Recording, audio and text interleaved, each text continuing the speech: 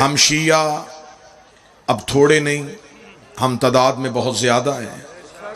हम मर सकते हैं, हम 12वें के दुश्मन को माफ नहीं कर सकते। मालिक हुसैन इज्जत अता फरमाए। मैं सिर्फ इसी एक पैगाम की नीयत से आया हूं, क्योंकि इससे बेहतर और इससे मौजू न जगह है, न इससे बेहतर कोई माहौल है, ताकि ये होने वाली अजीमुशान मजलिस एक बेहतर करारदाद के साथ इख्तितामी मरहले तक पहुंचे। हम हुकूमत पाकिस्तान के सामने ये करारदाद रखते हैं कि अब्दुस्तार जमाली मलआउन, जिसने 12वें के खिलाफ जुबान दराजी करके अपनी मां के नापाक दूध की गवाही दी है, उस मलआउन को सिर्फ जेल की सुलाखों के पीछे न रखा जाए, उसे तख्ता दार पे लटकाया जाए। उसके लिए सजा जिंदा रहना नहीं, इसलिए कि कुत्ता पागल हो जाए तो उसे पटा नहीं डालते, उसे गोली मारते। इस मुल्क में सहाबा के नाम पे, बड़ा इज्जत के नाम पे लहू बहाया गया, तो अगर नौकरों के नाम पे कानून बन सकते हैं तो मालिकों के नाम पे भी कानून बनना चाहिए। हमारा अकीदा है कि ये सारे के सारे मोहम्मद हैं, तो कुल्लो ना मोहम्मद के तहत अगर पहले मुस्तफ़ा का गुस्ताख भी लानती है तो आखिरी मोहम्मद का गुस्ताख भी लानती है। अगर जमाना ये समझता है कि शायद ये दादू से एक आवाज उठी थी और ये कौम भूल जाएगी, इस कौम के हाफजे में ये बात नहीं रहेगी, तो मुझे बादशाह हुसैन की इज्जत की कसम है कि मेरे 12वें की इज्जत जो है वो तख्त और ताज की मोहताज नहीं है कि कहीं से कोई आइन बनेगा, कहीं से कोई कानून बनेगा। हुकूमत वक्त को, हुकूमत पाकिस्तान को हम तंबीहन कहना चाहते हैं। जनाब इमरान खान, आपकी जितनी बेहतर काविशें हैं, एक काविश आपने मजहब के लिए करनी है। अगर आप इसे वाकई रियासत मदीना बनाना चाहते हैं तो फिर मदीना की रियासत के वो कवानीन भी आपको राइज करने पड़ेंगे। और हर दौर में बहुत बहुत हुकूमतें आती रही हैं और ये सारी हुकूमतें मेरे 12वें के पांव की जूती के नीचे पड़ी हुई है। मेरे 12वें का इक़्तिदार सब पे है। कायनात में सबसे बड़ा हाकम, कायनात का सबसे बड़ा वारिस मेरा 12वां है। और हर दौर के हाकम को ये सोच लेना चाहिए कि बड़ी बड़ी हुकूमतें हुसैन को भौंकने के लिए आई थी, वो हुकूमतें खत्म हो गई, वो तख्त टूट गए, वो बादशाह कब्रों के जहन्नम में चले गए। जिक्र आले मोहम्मद का कल भी जिंदा था, नाम आले मोहम्मद का आज भी जिंदा है। पूरी दुनिया का मुआयना करके देखो, मुझे बताओ मंसूर दवान की कहां गया, मुझे बताओ मतवक्कल अब्बासी कहां गया, मुझे बताओ हजाज बिन यूसुफ कहां गया, मुझे बताओ वो उम्वी हुक्मरान कहां गए, मुझे बताओ वो अब्बासी खलीफा कहां गए जिन्होंने खोपड़ियों के मीनार बनाए गए, आज उनकी खोपड़ियां भी कहीं नहीं मिल रही। जिन्होंने कब्र हुसैन पे हल चलाए थे, आज उनकी कब्रें भी कहीं नहीं मिल रही। जिसने शाम में जुमा के खुतबों में अली को गालियां दी थी, वो मौलवी मर गए, वो तख्त टूट गए। अली की कब्र पे कल भी सजदा हो रहा था, अली की कब्र पे आज भी सजदा हो रहा है। तेरी जुबानें टूट सकती हैं, मेरे 12वें का इक़्तिदार खत्म नहीं हो सकता। तेरे मरने के लिए और हमारे जीने के लिए यही बात काफी है। तेरा इमाम था, हमारा इमाम है। बादशाह हुसैन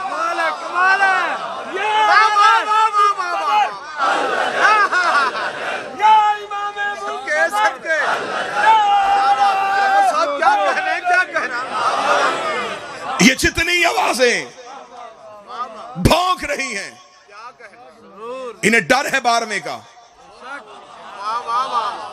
सही बात कर रहे हैं नासिर बुखारी साहब, मुकर्रम खान साहब, बाबा जी, ये जितनी जुबानें भौंक रही हैं, ये खौफ से कांप रही हैं। सौदिया का हुक्मरान हो या दादू का मलाउन हो, इन्हें खबर है कि जुल्फकार न्याम से बाहर आने वाली है। चले जो अखबार और टीवी देखते और अखबार पढ़ते हैं, उनके लिए जुमला कहने लगा। अभी टैक्स चोर पकड़े जा रहे हैं, फिदक के चोर बाकी हैं। अभी नैब हिसाब ले रही है, अभी इमामे गैब का हिसाब बाकी है। इंतजार है अदल की कुर्सी सजे। लिहाजा आज इस जंग इस मरकजी इज्तिमा में हम ये करारदाद पूरी कौम शिया की तरफ से पेश करते हैं कि हम इज्जत आले मोहम्मद पे कोई समझौता नहीं करेंगे। हम इत्तेहाद बैनुल मुस्लिमीन के भी कायल हैं, हम इत्तेहाद बैनुल मोमिनीन के भी कायल हैं। हम इस मुल्क में फिरकावारियत भी नहीं चाहते, लेकिन हमारी हुकूमत को आइन तब्दील करना पड़ेगा। अहले बैत के हर गुस्ताख को सरेआम चौक में तख्तेदार पे लटकाओ। मेरी कौम को बहुत सी चीजों से बेखबर रखा जाता है। हमारा मीडिया भी मिंबर, हमारा चैनल भी मिंबर। उस मलाउन के खिलाफ दहशतगर्दी की दफात का खत्म करना, यह भी मुल्क के आइन की खिलाफ वर्जी है। 295C जो रसूल की गुस्ताखी पे इस मुल्क में कानून है, उसी कानून के तहत कार्रवाई होनी चाहिए। क्या बात है। अब आप सर हिलाएंगे तो फिर ये कौम की खामोशी कौम का जुर्म समझा जाएगा। क्या बात है, क्या बात है। हम अपने हकूक की बात तो करें, लेकिन 12वें के हक में ना बोलें। हम रैयत हैं अपने वक्त के बादशाह के। 295C का कानून रसूल की तौहीन पे आता है, उसी दफा के तहत कार्रवाई होनी चाहिए। और हमारे मुल्क का कानून यह कहता है कि 295C इसमें स्टेट खुद मदई होती है, लिहाजा हुकूमत पाकिस्तान को इस मुकदमे का खुद मदई बनना होगा, मुदई बन के कार्रवाई करनी होगी। उसे सिर्फ चंद साल जेल की सुलाखों के पीछे रख के, उसे खामोश बंद रस्तों से बाहर निकाल के उसे मुल्क से बाहर भेजने की साजिश न की जाए। वो दुनिया के किसी कोने में भी जाएगा, हर जगह पे कायम की हुक्मरानी है। अगर पहले गुस्ताख की गुस्ताखी पे ये कौम नहीं बोलेगी तो जगह जगह से गुस्ताखियां शुरू हो जाएंगी। अगर आप इस करारदाद में मेरे साथ हैं तो दोनों हाथ बुलंद करके ये पूरी कौम की तरफ से ये तायद है कि हम इमाम जमाना के दुश्मन के खिलाफ कार्रवाई चाहते हैं। हुकूमत वक्त कार्रवाई करे और उसे जल्द अज जल्द तख्तेदार पे लटकाया जाए।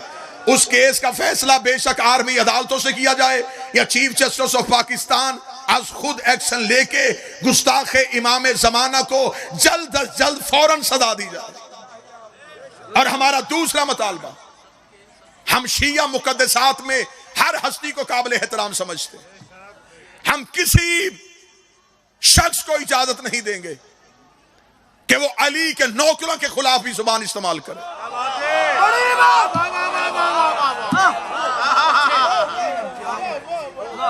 अमीर मुख्तार जरूर करें, हमारी कौम का हीरो है। जनाब मुख्तार मेरे मजहब का मुहाफिज है। इसने बदला लिया है हुसैन के लहू का। किसी मौलवी को हम इजाजत नहीं देंगे कि वो अपने जाती ताल्लुकात बेहतर करने के लिए बड़ी बात करें, जाती किसी गंदे झूठे गुस्ताख को बुला के जनाब मुख्तार की तौहीन करवाए। अगर उस मौलवी ने किसी शिया मदरसे में आकर तकरीर की है तो मैं आज जंग के इज्तिमा में उस मौलवी को पैगाम भेजता हूं कि वो अब हमें अपने किसी भी इज्तिमा में बुलाए, हम तुम्हारे इज्तिमा में आके तुम्हें बताएं कि शैतान कौन था और काफिर कौन था।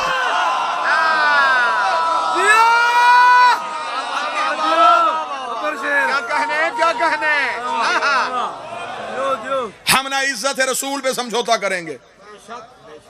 हम इस मुल्क में इत्तेहाद चाहते हैं, इत्फाक चाहते हैं, मोहब्बत चाहते हैं, लेकिन इज्जत मोहम्मद वाले मोहम्मद के बाद ये पैगाम जाना चाहिए था, नहीं जाने चाहिए। ये पैगाम सिर्फ मेरा पैगाम नहीं, ये मखदूम नालैन बुखारी का पैगाम है, ये मखदूम सरगाम बुखारी का पैगाम है, ये मुल्क के ये जो जय्यद चेहरे मिंबर में बैठे हुए हैं, ये इन सब का पैगाम है। ये वाइजीन का, खुतबा का, उल्मा का, जाकरीन का, मातमियों का, हम सब का मुश्तरका पैगाम है। और ये करारदाद आज जंग की इस अजीमुल इज्तिमा में इस पूरी कौम की तायद के साथ पास हो चुकी है कि हम नमूस इमाम पे भी कोई समझौता नहीं करेंगे, हम नमूस रिसालत पे भी कोई समझौता नहीं करेंगे, हम नमूस अहले बैत पे भी कोई समझौता नहीं करेंगे, और हम अली के किसी नौकर के खिलाफ भी किसी को जुबान दराजी नहीं करने देंगे।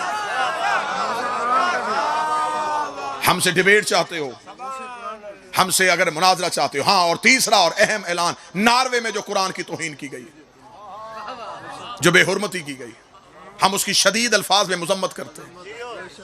हम पाकिस्तान की हुकूमत से कहेंगे कि वो नार्वे के सफीर को पाकिस्तानी कौम का यह एहतजाज पहुंचाए।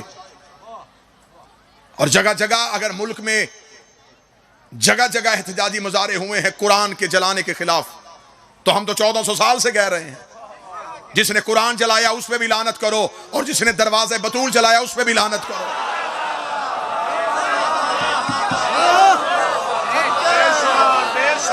लेकिन गलती तो मुसलमानों की तारीख से पहले हो गई। अगर तुमने बड़े बड़े गुस्ताखों को तहफ्फुज न दिया होता तो आज छोटे छोटे गुस्ताख पैदा न होते। बड़े बड़े गुस्ताखों को तो तुमने अपनी तारीख में महफूज रस्ते दे दिए। ये छोटे गुस्ताख उसी वक्त पैदा हुए जब बड़े गुस्ताखों को तुमने छुपा लिया। इमामत किसी भी दौर में तख्त और ताज की मोहताज नहीं रही।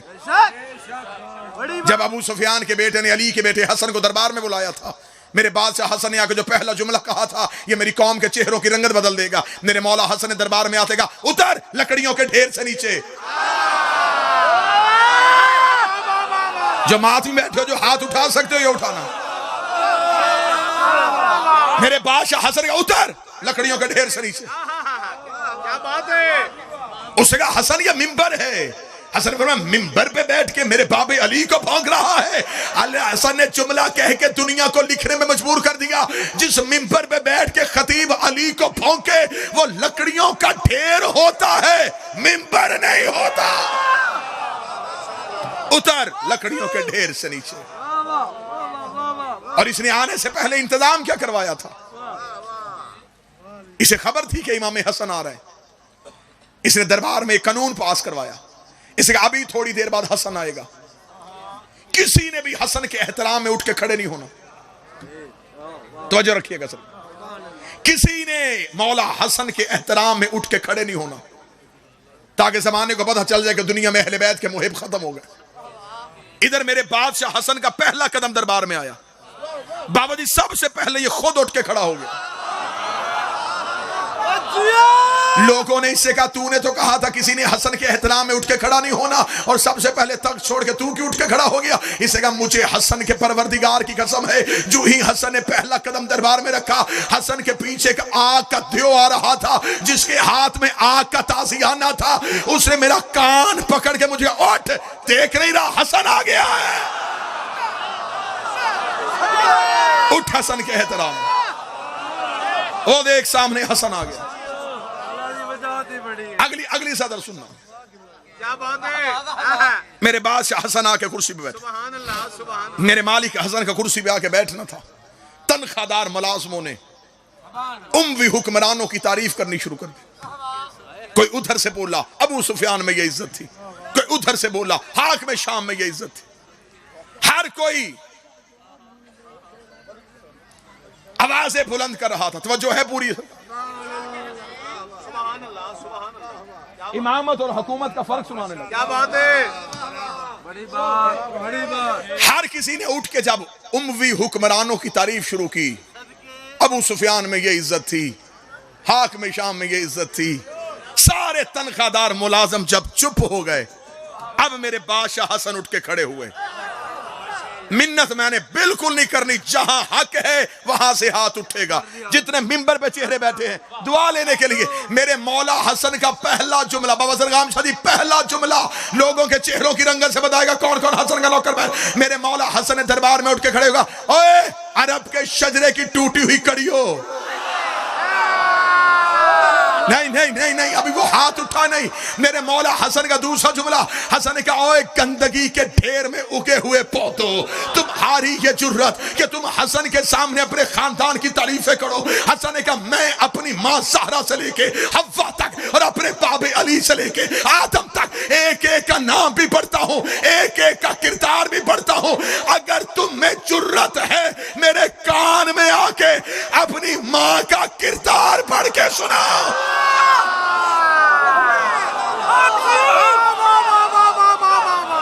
मैं ऊंची आवाज में अपने खानदान का शजरा पढ़ता हूं।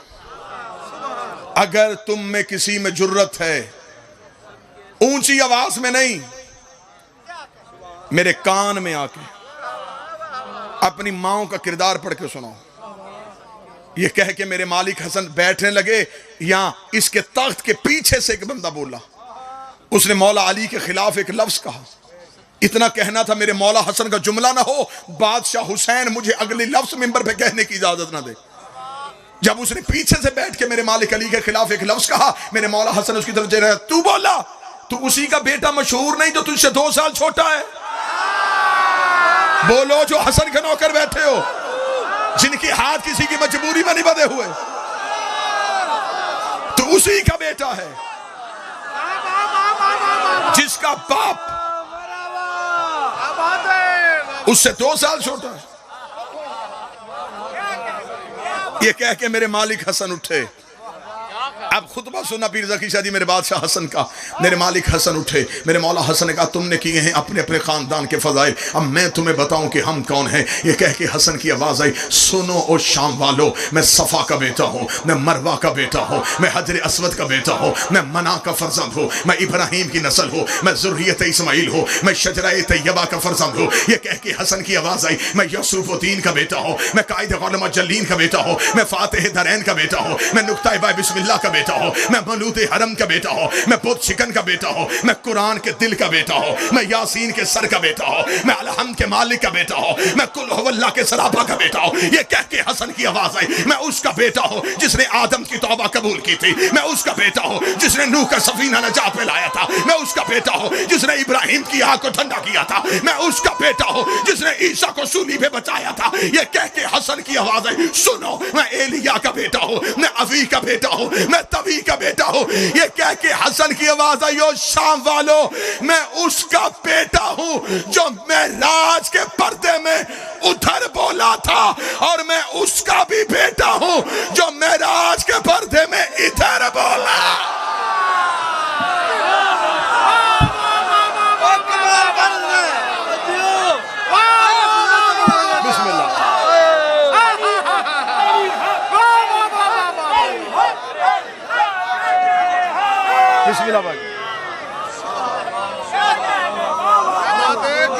मैं उसका बेटा हूं जो मेराज के पर्दे में इधर बोला था, और मैं उसका भी बेटा हूं जो मेराज के पर्दे में इधर बोला था। ये कह के पूरे दरबार में खामोशी तारी हुई, पूरे दरबार में सन्नाटा तारी हुआ। जिस बंदे की आंखें मिंबर पे एक लम्हे के लिए मुझे फिर दोबारा समाते उधार देना, मैं विलायत अली से मुसय्यन करके तुम्हें वापस करूं, इतना कह के पूरे दरबार में जब खामोशी तारी हुई, हसन की आवाज आई। हसन ऐसे दरबार में ठहर रहे थे जैसे खंदक के मैदान में अली ठहर रहे थे। हसन की आवाज आई, हम चाहें तो अराक को शाम कर दे, हम चाहें तो शाम को अराक कर दे, हम चाहें तो दिन को रात कर दे, हम चाहें तो रात को दिन कर दे, हम चाहे तो मर्द को औरत कर दे, हम चाहे तो औरत को मर्द कर दे। एक गुस्ताख कांपता हुआ उठा, उठ के कहा, हसन कैसे? हसन उसकी तरफ देखा, ऐसे।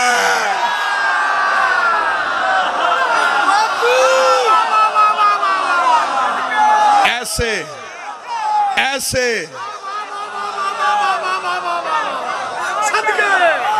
उठा था।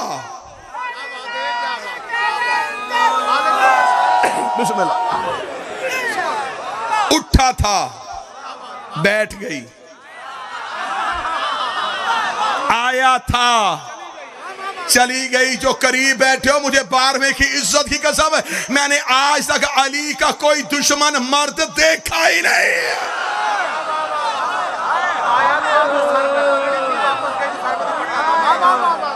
अल खसाइल में शेख सदूक ने मेरे बादशाह की रवायत को लिखा। शेख सदूक कहते, मेरा मासूम फरमाते, हमारा दुश्मन दाढ़ी वाली औरत होता है। शेख सदूक ने अली का दुश्मन मर्द नहीं होता। जिस बंदे ने समझा कि शायद मैंने ये नुक्ता सिर्फ लुत्फ के लिए दिया था, मैं नबी की हदीस सुना देता। नबी ने कहा था कल अलम उसे दूंगा जो मर्द होगा।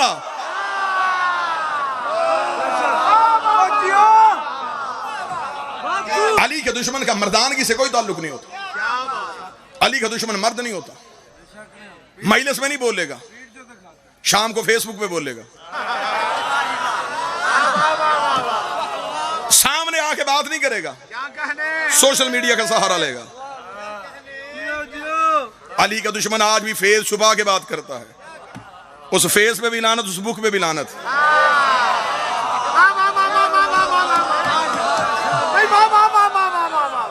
जो अली की दुश्मनी के लिए इस्तेमाल हो।